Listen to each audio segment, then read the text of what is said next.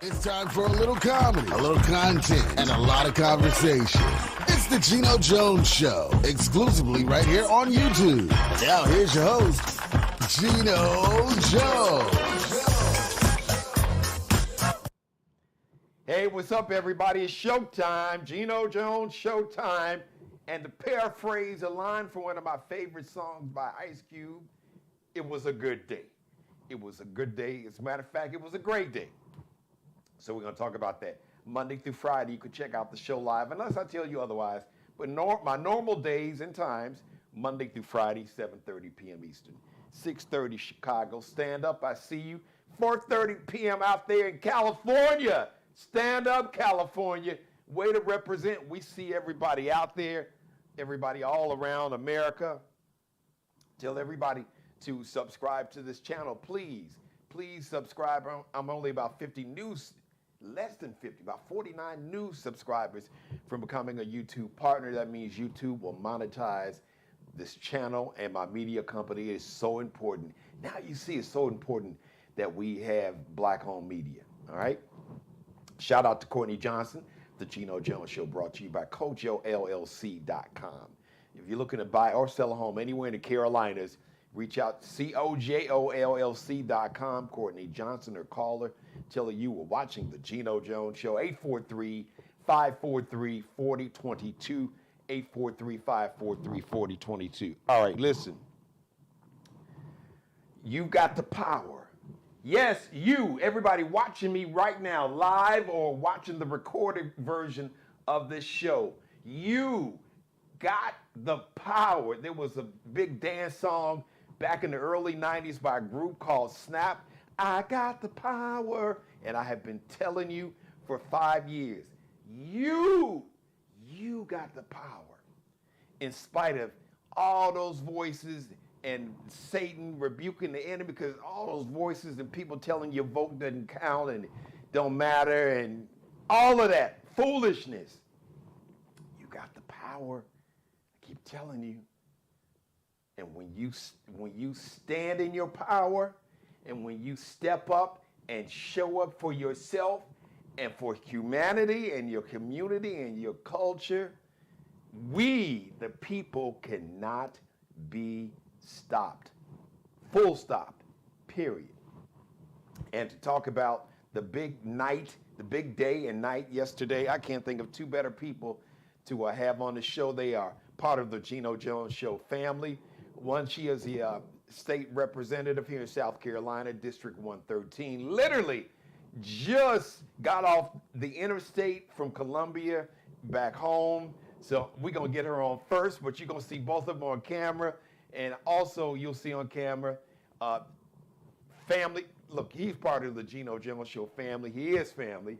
You know, DNA don't necessarily make you family. Y'all need to understand that, because these two people are family to me. He's a pastor, and he is the chairman of the Charleston County Democratic Party. So without any further delay, there you go.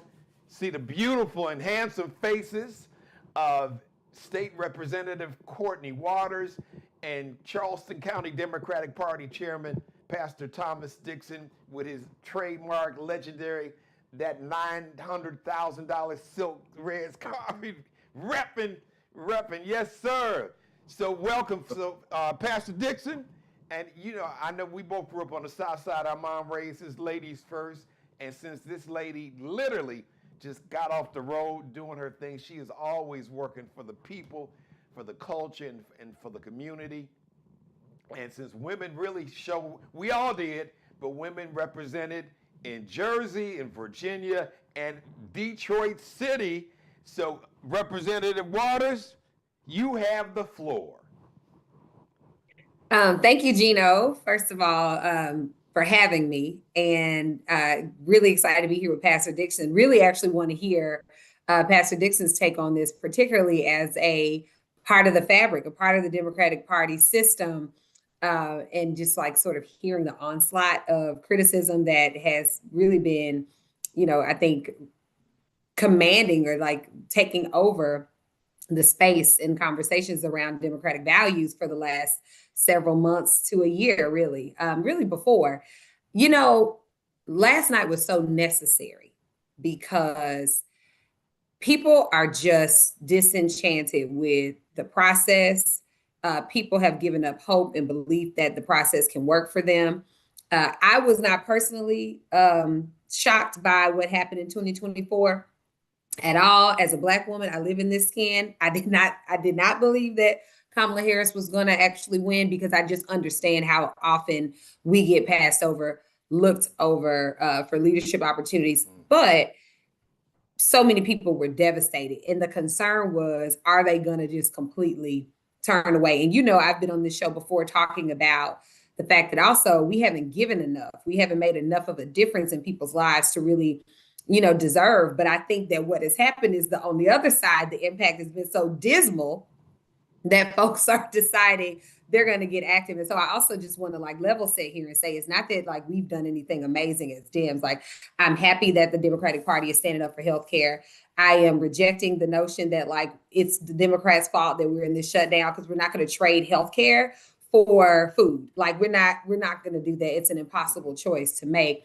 But at the same time, we didn't do anything. The Republican Party just has done so poorly in caring for and making decisions on behalf of the people. And so I do have to level set there. But then we get to celebrate. So I level set, and I'm also just thrilled and so proud of the people for coming out and voting in those races. And really in South Carolina, we won as well. Democrats gained seats on city councils and in various places, Georgetown, Greenville, they stood up, they did the work, and honestly, it was a win that we needed so that we can show people hope, ignite some hope on the way into 2026. And I'm going to stay there because I don't want to go back into now the work that we have to do to maintain this momentum. I want to sit there because I don't want to step over Pastor Dixon, who may have something to say about this before I go into the slide. Because I'll slide into what's the work ahead of us real quick. Yeah, well, and that's true, and I'm sure he'll say that, because really the work has just begun.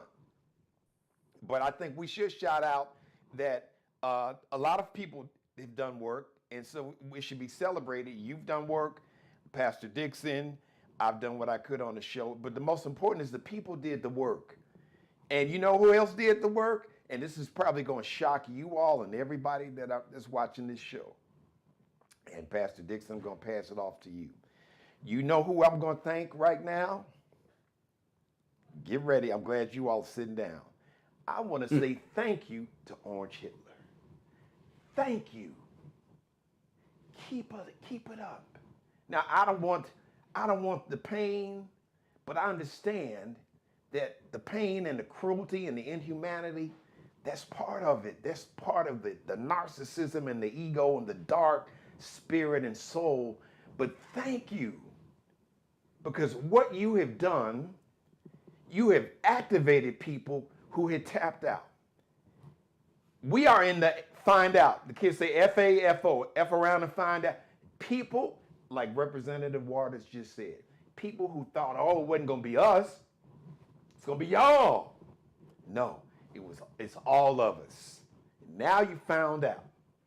So, and I've said this, I know I've said it to you all. I've said it on the show multiple times since January. Pastor Dixon, I want you to jump in here, is that if you just study history, look, I'm not a professor.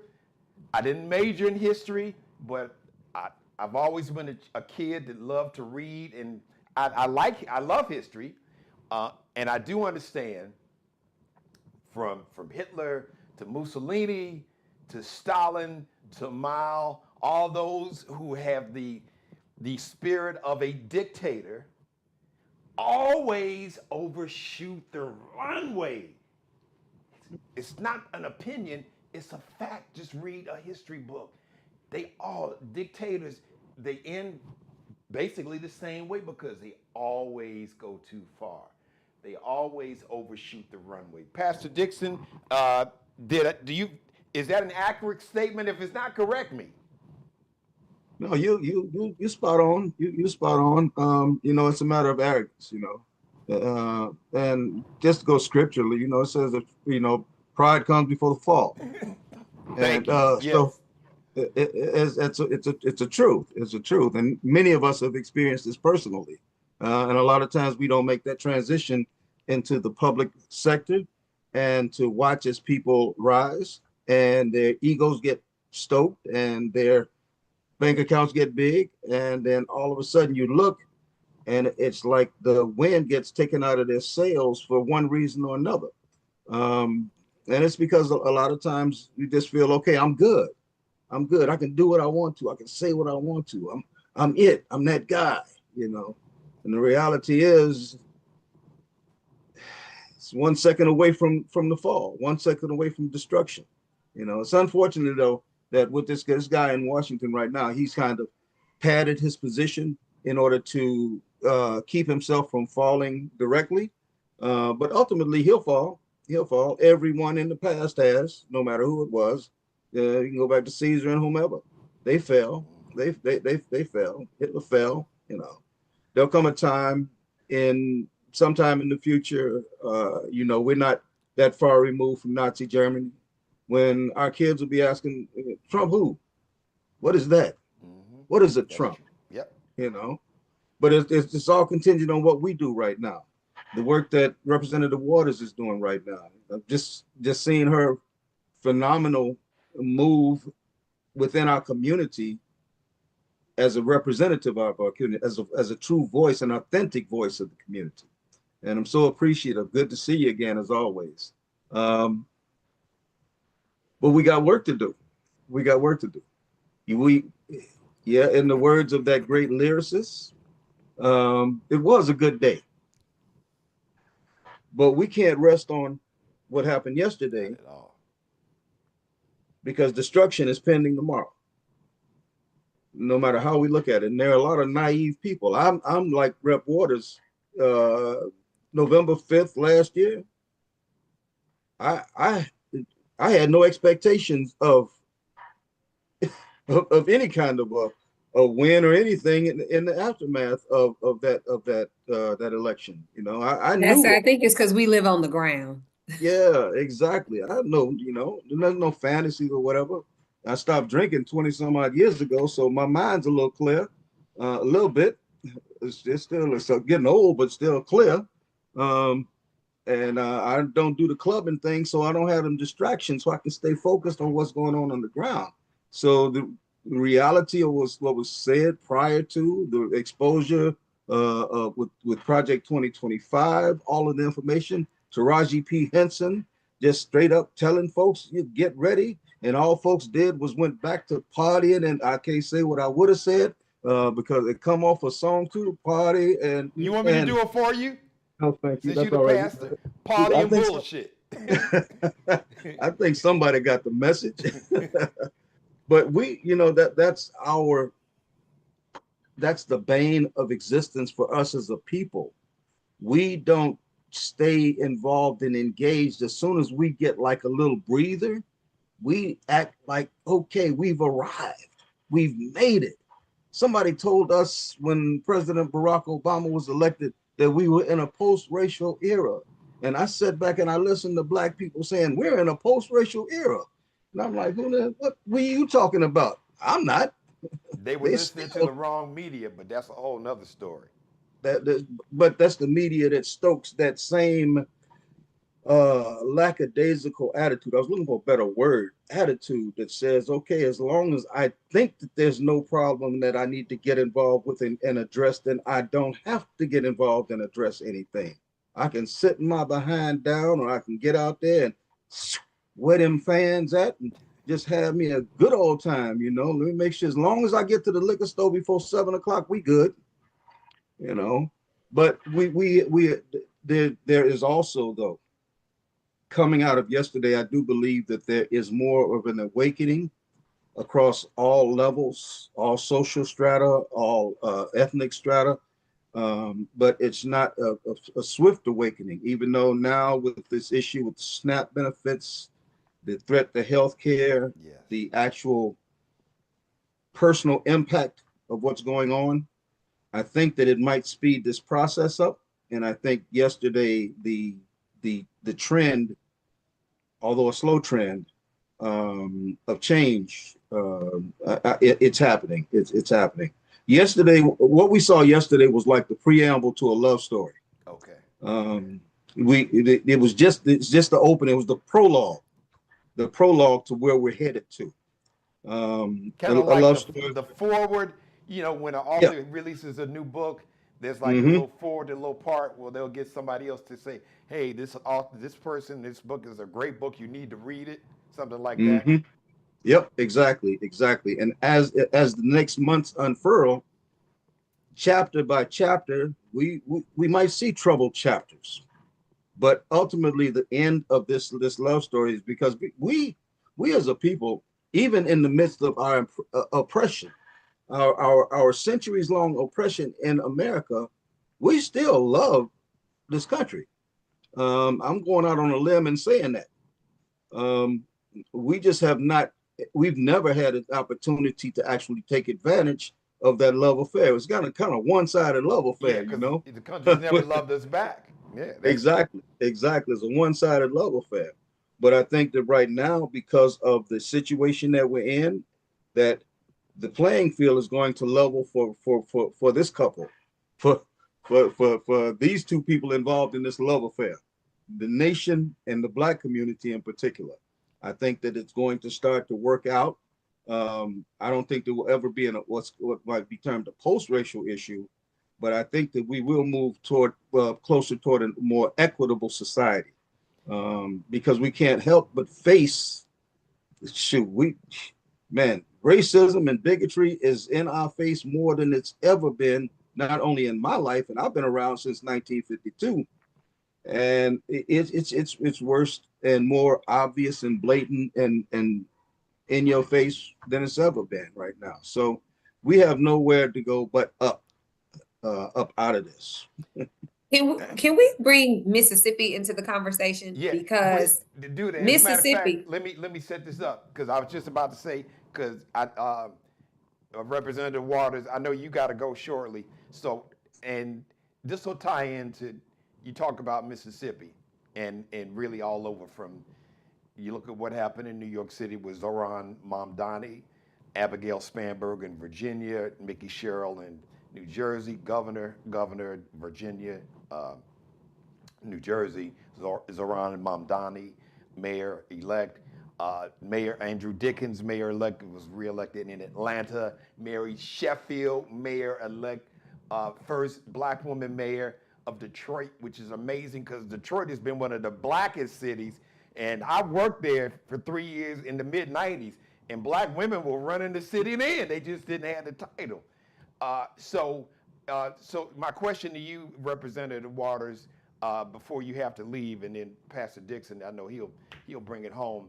How do we capture this energy, this momentum, this positivity, this shot of this boost? Because like I said, we're all we got, but we are all we need, and we got everything we need when we come together. So give us the blueprint and the strategy for going forward, because we need to build on this. And we got a whole year. So please speak to that. yeah, I will. And I have to say shout out to Teresa Gillespie Isom. Isom, I mispronounce it based on, my time growing up in Memphis. She just won a new Senate seat in Mississippi. Oh, and really? I don't know her personally, but I'm shouting her out because that's another woman, a Black woman, Wow. who, All right. who's now a state senator in Mississippi. Yes. I think that the thing is we need strategies as a Democratic Party on the ground, not the national. I'm not talking about national messaging. I'm not talking about which states we're going to win the federal. My concern is how do we get some dollars and focus in these state level races? How do we get dollars and focus in city council races? I'm not even going to go beyond that because I know it's a tall order to ask for the first two. So I'm not even going to go on down the ballot. The focus is always so much on the federal elections that we don't have any reprieve and help. And the reality is state legislatures set the tone for what happens in the federal landscape because we draw the district lines, right? So we need more people.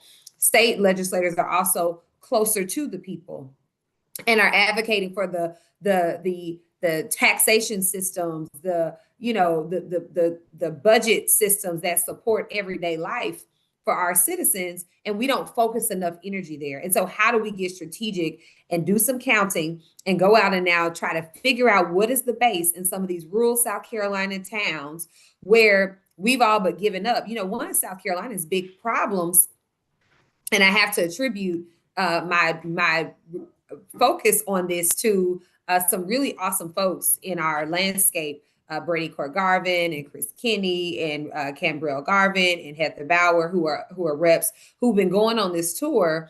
And I listened to them talk about how we just don't run folks in certain races in South Carolina. The GOP has had a hold on them for so long that nobody even runs, and we cannot determine what the base truly is. So how do you know where the line is if you don't participate? And so we've got to invest some time and some energy in this. And what I've observed, just being transparent, is it's like the state party is focused on one thing. And so it's like, well, the legislators need to focus on finding candidates. Well, the legislators are focused on legislating with few resources as it is. And so it's like, how are we going to make a collective decision that this matters, right? And I'm not trying to fault the state party. I want to be clear, like there are deficits on both sides. I've gotten in, and I do think there's more that we could be doing as a collective legislator group. I think that leadership has to be focused on that. I think that there are some things that can shift and change, but we got to decide that we won't let this moment of momentum pass. And so I think it's like candidate identification, and it's investing in these state races so that we can flip some seats and give people some hope and sort of keep this train going. I think if we continue to look only at the federal level, we don't have an opportunity to engage voters in South Carolina, because that's just a dog that's not going to hunt here. We have one Democratic leader in our entire 7-member delegation at the federal level. And that's not changing anytime soon. But you got to change on the ground, and then it trickles up. Trickle down economics don't work, and trickle down politics don't work. You got to go from the ground up. And I think that we are missing opportunities because we don't have the discipline to say, I know what the national conversation is, but here our dollars are best spent doing X. And I'm not sure how you get there, because I understand the Democratic Party is a system, but somebody's got to do it. Somebody's got to start having that conversation. So, Representative Waters, I know I only got a couple minutes, so I want you to speak to the people, because you're great at that, and that's part of your superpower. Give the public that's watching live or whenever they watch this show, the public, because the people got the power. You all as elected officials, you work for the people. We elect you. That's right. We send you to do a job. So what is the assignment for the public? How can we, the public, the people, assist you in terms of making sure that the Democratic Party, they're running, maybe some of these people, maybe they need to run themselves, but give us the call to action, give us the blueprint, give us our instructions as a public, so how we can make happen what you just talked about. I think it's a couple things. I think if you are organized with a group of folks, and it could be your neighborhood association, and you see leaders among you, you need to identify folks who you want to run, and you need to be communicating about those folks to the party, because there's a local party, or a club in all of these different areas, and they need to know who you are. And if the party isn't listening to you, go higher, go to one of your representatives, but you need to be opening up the lines of communication between these leaders and the people that are in your communities undiscovered, and the people who are serving today, because people just don't know what they don't know. And we're always scrambling going, y'all know somebody over there in King Street, y'all know somebody in such and such, y'all know somebody in whatever county. And it's too late at that point. Like, we should have already been cultivating these things. And so the people have to elevate who they want their leaders to be, right? I think also, we have a very short memory sometimes. Like, we forget, like this great day happened, and then, Donald Trump does some more crazy stuff, or maybe he turns it around a little bit because his GOP leaders pressure him to, kind of get it together. And a few things go right for us. We don't win, but a few things go right for us, and we forget how miserable it was all these 11 months since he took office, right? And so I would say, draw inspiration from Mississippi. Remember, Mississippi broke a supermajority. Wow. If Mississippi can break a supermajority last night, we can do that here in South Carolina. It's not going to happen overnight, but it can be done. And so it's like, I want you to stay engaged and recognize what is possible when Mississippi can break through its supermajority. What is possible in South Carolina? And I was joking earlier. I said, now South Carolina is just destined to be last in everything. Okay, because Mississippi surpassed everybody on reading proficiency improvement. Now here they go lapping us on political, progress. We need to get it together. Like South Carolina does not have to be last to the post on everything. So I would say, like, elevate your own leaders, get connected. If the party doesn't listen, go around them to the people you elected, because we got to listen to you. And then on the other side, like, just stay hopeful and don't have that memory loss that happens every time somebody gives us $5, because that won't do. Like, remember how hungry you were in November. Remember how anxious you were in October. You know what I'm saying? Waiting to see what was going to happen in November. Remember how anxious you are sliding into this holiday season, trying to decide whether you're going to buy gifts or you're going to feed your family. Trying to decide whether I literally had, it was so sad. I was talking to a teacher who was sharing that one of the parents in her classroom, the teacher had asked the children to bring candy to school. And the parent called and said, hey, I'm struggling right now. And I'm trying to figure out how we're going to eat because my benefits are going to run out. So I can't be going to buy no candy for the class. Do I need to keep my child home tomorrow? How awful is that? And of course, the teacher said, bring the child to school. But the fact that this woman had to get on the phone, the courage to get on the phone and say, look, I just don't have it. The courage to be transparent and explain her situation and make sure that, her child wasn't seen as sort of like mooching off the process. Yes. So there's dignity in that too. And I think sometimes we act like poor folk or people who are, who have less don't have dignity. And they do. And so anyway, I just want people to, like, realize you have power. Keep this same energy. Don't forget how it felt this year, and elevate your own leaders. That's why we love you, Representative. Get you some rest. And you got a permanent home, so whenever you need to come back, the door is always open, because you always have a great message. So thank you. Be blessed. Pastor Thank Dixon, man, you're going to take over from here. Whenever you get a chance, make sure you listen to my response. I will. Don't worry. She'll have this episode, so it'll be, I'm going to text it to her and email her like I always do. So okay. Thank you, Representative Courtney Waters. Thank y'all. South Carolina State Representative, District 113. Follow you on social media real quick. Let everybody know where. Yes, Courtney Waters 113 on Instagram. I think that's also my page on Facebook, but you can also follow just like Courtney Waters, my regular page. I'm trying to get up to speed with this Facebook situation. I need to figure out, like, how to combine my campaign page and my personal page, because I can't keep track sometimes of where things are getting posted. But Instagram is what I have a handle on. So Courtney Waters 113 on Instagram. And Pastor, I hate to run, but I have not eaten, and I'm like starving. Go eat. Okay. See y'all later. You gotta take care of yourself. And thank you for coming on, Representative. Thank you so much. Great. Yes, sir. Great seeing you always. You too, sir. Bye. All right, Pastor Dixon, we're gonna let you take over from here. Give us your take. Yeah. Rep Waters said she said a whole lot of truth, a whole lot of fact about the disconnect between those who are in our political realm and the people on the street.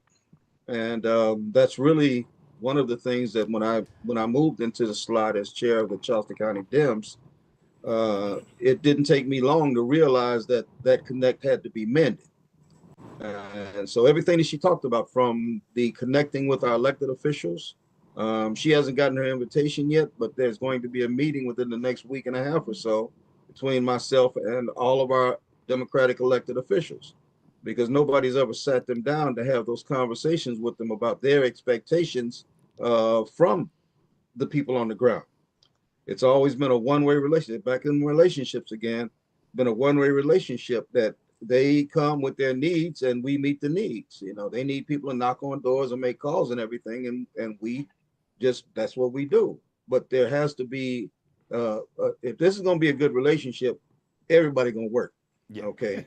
So I'm going to have that conversation with all of the legislators in the next week, and nobody's had that conversation with them.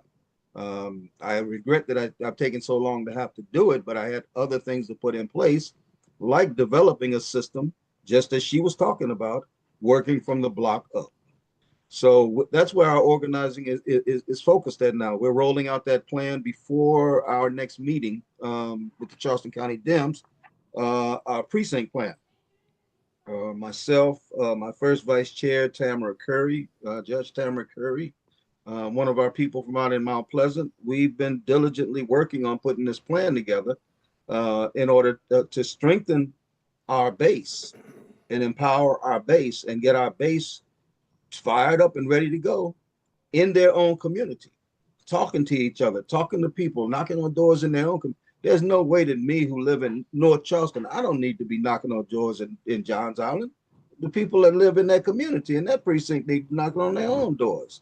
And who better to talk to each other but the people who we see, folks, our kids go to school with them. We see them at the line at the grocery store and all of that. That's where we're centering everything that we're doing at that level. Along with that, we're getting ready to open up an offer to those who are interested in running for office. I'll be holding a class. I'll be holding a class regularly, maybe monthly or something like that, at our office for those that are interested in running for office, so that when they decide to step up, they understand about our value system. They understand what we represent. They understand the political system. They understand the concept of fundraising. They understand the legal aspects of it. They understand, and even, I guess, even more importantly, they understand who to stay away from. So they don't let these tricks out here fool them into taking pictures with them and carrying on and thinking that Moms for Liberty people are, they're not that bad and carrying on. So you see them partnered up. I've just run into that same situation in this municipal election cycle where we got they love to use black faces. Man, they love to use black faces. They'll find a black face and just come on, partner up with me, you know. And our folks be yeah. You got some money too, yeah. But it's a death knell to the political career, because for me as the chair, I'm not tolerating that. You're not gonna come to me and tell me that you a Democrat, but you out here partying up with Republicans. No. So let me Producer all up in the video. Let me ask you a question here on that point. I want you to, well, really, it's not so much a question, but it is. Anybody that's watching who says, you know what, I want to run, or I got my son, daughter, my niece, nephew, they're political science major. Maybe they went to law school, or maybe they're active in the community. It's an activist, whatever. But just want to run because they feel that they have something to offer, and they want to serve the community and the culture and their people. How can they contact you, and what should they do? What else should they do? Oh, you can hit me up. You know, if you're on social media, my cell phone number's on my Facebook page. Okay. Email address all on my Facebook page. Anybody want to reach me, you send up a smoke signal or carrier pigeon, I'm gonna answer. You know, straight up. Now, but I can imagine, Pastor Dixon, some people are saying, man, I don't have a lot of money. I'd have to have a lot of money. Or I'm not a lawyer. You know, maybe they didn't. Maybe they're not a political science major, but they got the heart for it. But they may feel discouraged because they feel that they've got to have all these credentials to run. I want you to speak to that. Yeah, my thought for anybody that would be in that position and have it laid on their hearts like that, I would ask them to look at that person in the mirror and ask, what are you already doing? Okay. You know, you just jump up and say, well, I want to run for office because I want to help. The question is, what were you doing before you got up and say you want to run for office? What were you doing then if you really want to help? That's a good question. Do you have a fingerprint already in the community of service? I like that. Or is this just something that I want to do? Is it a vanity project, or are you really about being a vessel to be a blessing and to help, not being a politician, being a public servant? Yeah. And we got a lot of people who that's what they do. They just jump up and say, I'm running for office. And that's why it's so necessary to open up this class in Charleston County to let folks know ahead of time. If you're going to run for office, you need to run through your county party in order to run for office. I like that. So that way we don't have all this confusion going out, people just jumping up, don't know what they're doing and everything. And I admire anybody. It takes courage to run for office. A lot of people don't realize that, until they get into it. And it's like, what I done got myself into. But and then the legal aspects of it, that there's ethics filings that need to be done. You can only raise some X amount of money before you file with the ethics commission, or else you're gonna get fined, and they ain't shy about fining. Wow. Or then you have others who listen to the wrong people who say, well, you really don't have to do that, And we got a whole lot of those on our side who like to work like that, and it's been accepted practice in our community until they get busted. So that's one of the reasons why we're going to open up this training session, and hopefully through that cellular model of working in the precincts in the community block by block, we'll identify people at that level who can run through the county party, get good training, what our value system is. So when really if you're going to run as a Democrat, or even if you're running in a nonpartisan race, and you believe in the same value system, running that nonpartisan race, as long as you're bringing the right values to the table, not supporting some craziness like Moms for Liberty or something like that. And what are those? Speak to those values, if you don't mind, real quick, Pastor. Right. As Democrats, unlike our counterparts, we believe in an educational system that actually benefits poor Black and brown children more than any other group of kids. We believe in a quality public education. We don't believe in privatization and none of that. We're the party that believes that we can save lives from gun violence, at least if we try to do something. The other side says don't do anything because the guns aren't the problem. Well, the guns aren't the problem for those who are responsible gun owners. But if you look at what's happening especially in the urban community, most of the guns that are in our urban community are not legitimate guns. They're not, people didn't just go in a gun store and buy them guns. They got them out somebody's trunk, But other things, universal health care.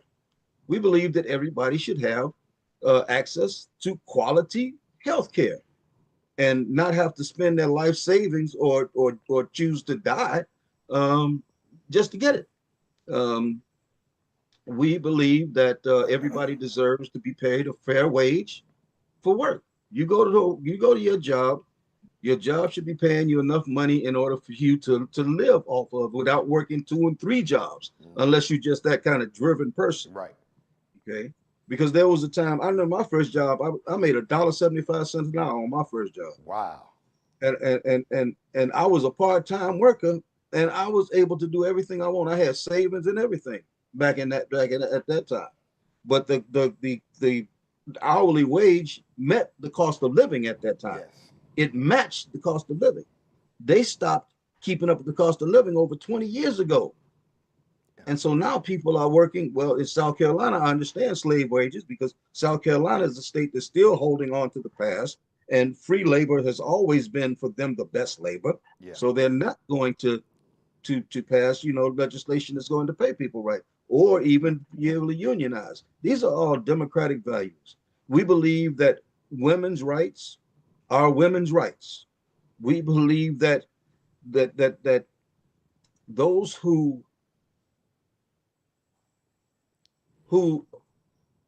love whoever they want to have that right to love whoever they want to.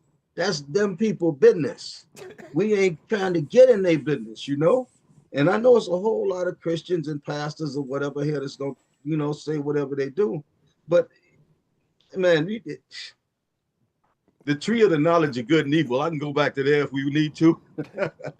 Well, let me just put it this way real quick, because I know you got to run too, and I appreciate it. But my mother would always, she will still say, she would say to me if she felt I was being judgmental, she said, Jeannie, you don't have a heaven or hell to put nobody in. And none of us. That part. that part. That's the reality right there. But unfortunately, there's other folks. Everything that I've talked about, when we look at the SNAP benefit thing, they're putting this thing out about Democrats are trying to starve people. Democrats don't care if people eat, but the reality is, it's them trying to take away people's health care Yes. that's precipitated the Democrats' decision to say, well, we got to do something to make sure they don't take people's health care away from them. They won't give universal health care. They run the show. They won't do that. Now, the little bit of help that has been in place since 2020 under the ACA subsidies, 2021 for the subsidies, they want to take those away. Yes. And we already heard. We already heard. And so the Democratic Party has just stopped and said, okay, enough is enough. Okay. We are sorry that we're going to have to do it this way. But maybe, just maybe, if we don't budge on this whole thing, maybe they'll go ahead on and sign the subsidies back into this bill instead And of the taking. truth is, Pastor Dixon, you know this, the MAGA cult and the cult leader, they don't need the Democrats because all the Supreme Court justices, the MAGA judges that are sitting on the Supreme Court, it wasn't no 60 vote threshold. They just majority vote, 50 plus one. So if they want to open up the government, they could do it. Yeah. The other side of that coin, Geno, is right here in South Carolina. Why we suffer so much in South Carolina? We can't. Those who support democratic values in our House in our General Assembly, they can't win anything because they're outnumbered 2-1. You can't win a vote when you're outnumbered 2-1 in the House and in the Senate, and they occupy the governor's office. So even if they did get something passed to get to the Republican governor's desk, and he's like, "Oh, I'm not going to sign off on that." You can't win that way, and that's why we have to get up and we have to get involved. But first thing, we have to educate people to know that Democrats didn't put us in this position. They always blame the Democrats. Right now in Congress, I definitely understand what they're doing because the Republicans say, well, just go on and let's sign off on the bill right now, and then we'll revisit it and change it, to make sure that the subsidies get back in place. And they lie, they breast stink, and they don't love Jesus. So, Pastor Dixon, this is what I want you to do in closing, kind of like what Representative Waters. Give us 2 minutes. Give the public, everybody that's viewing, a call to action. And we can focus on South Carolina because we can copy and paste what, if we do it right, because like Representative Waters said, look at what happened in Mississippi. They broke the supermajority. We can do that here. So give the public the call to action. What do they, because at the end of the day, they have the power.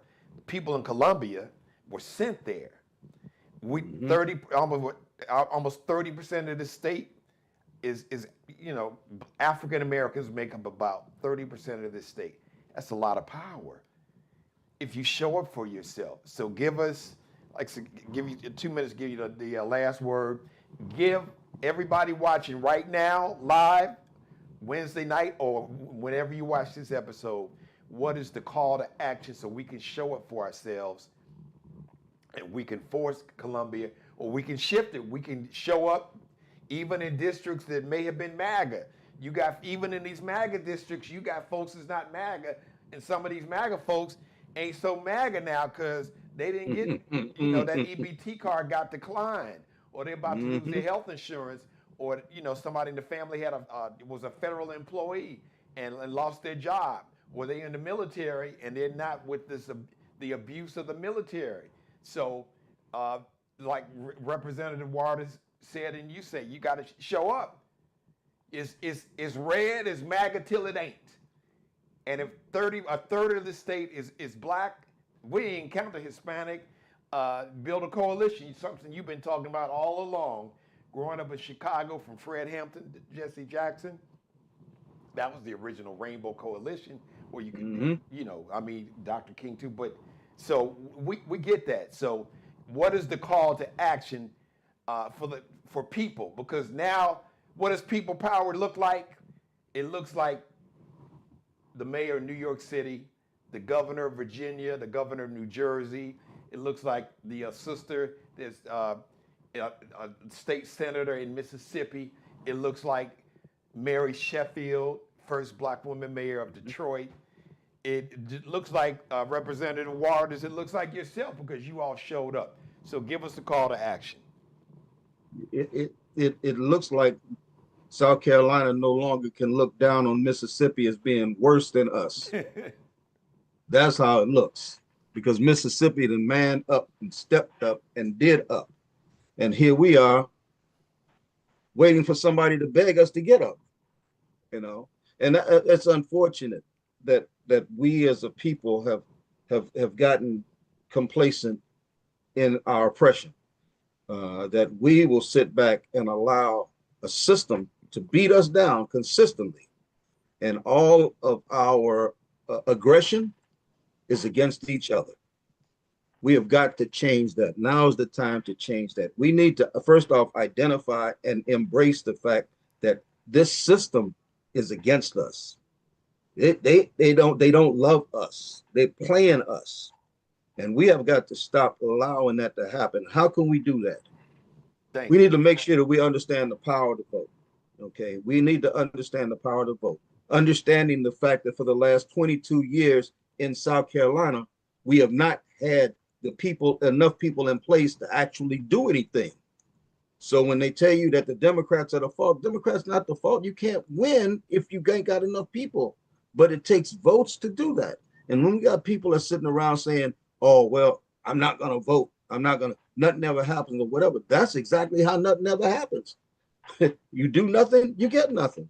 So it's time for us to organize. It's time for us to organize at the precinct level.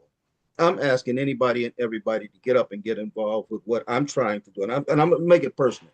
Me as the Charleston chair of the Charleston County Democrats, what I'm trying to do is bring us together at the ground level where everybody can do something. Everybody can't write a check for $1,000. Everybody can't write a check for $10. But you can knock on your neighbor's door and ask them, are you registered to vote? Do you need a ride to the polls when it's time to go?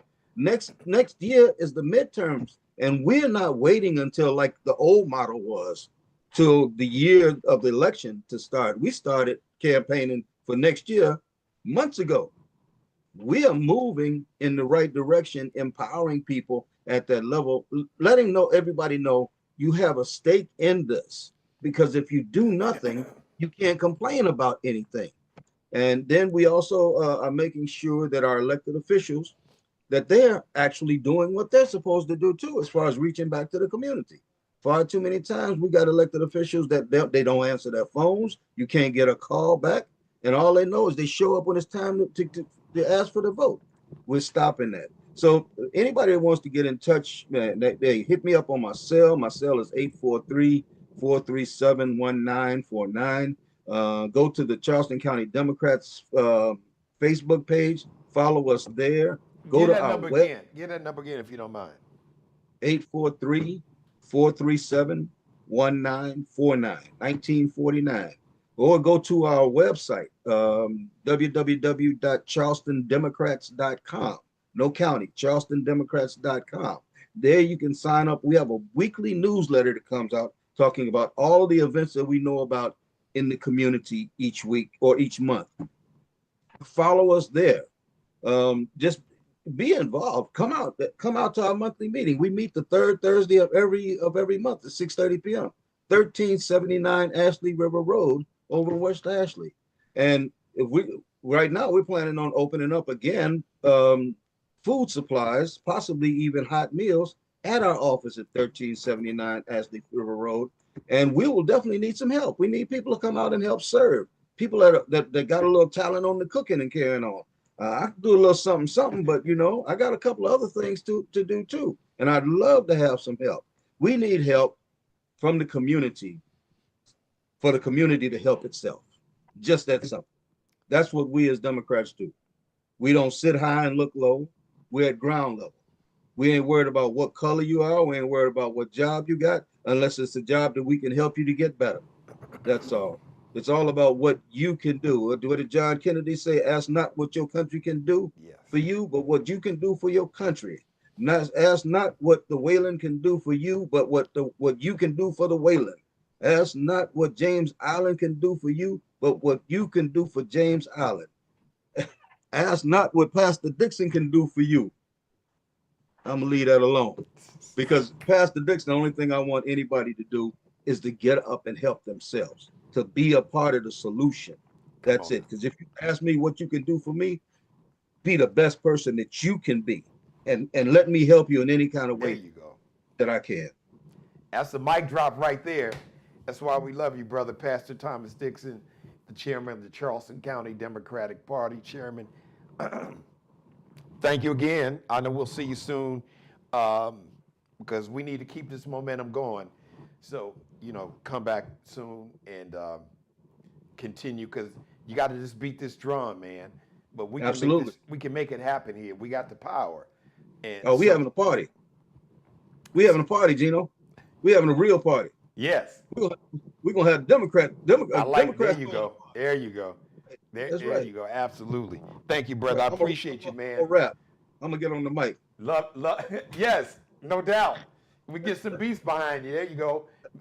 Cut a record, get it on the radio, or just do a video, put it on YouTube, make it go viral. There you go. For real. On TikTok.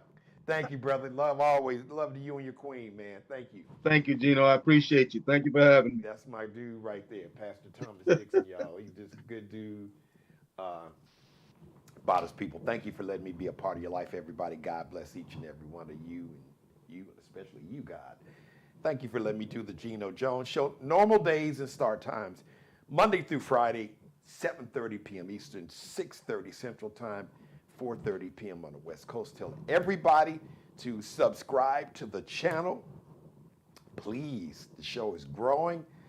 We are so close to becoming a YouTube partner, so tell everybody to subscribe to the channel. Please don't forget to leave your comment in the comment section and click on the thumbs up. Yes, that is so important. YouTube, they look at all of those things. So the likes, we need the likes, we need your comments, we need your views, and watch it over and over. We need you to copy and paste the link, or you can share or tag this episode on everybody that you follow, all your friends and family on social media. So thank you very much. The Geno Jones Show brought to you by Courtney Johnson, Kojo LLC, COJO LLC. If you're looking to buy or sell a home in the Carolinas, just go to her website, COJOLLC.com. Call her, tell her you were watching this show, 843 area code 543-4022, 543-4022, 843. Shout out to Markel Bailey. He is the official barber and hairstylist for the Geno Jones Show. Check him out on Instagram, Kel B Cutting Up. Allie Jones, the wardrobe consultant and stylist for the show. Check her out on IG, Instagram, lx.ncl_. I love you. Thank you for watching. Share this episode, copy and paste the link. Until next time, be blessed. Subscribe and tune in to the next episode of The Geno Jones Show, exclusively right here on YouTube.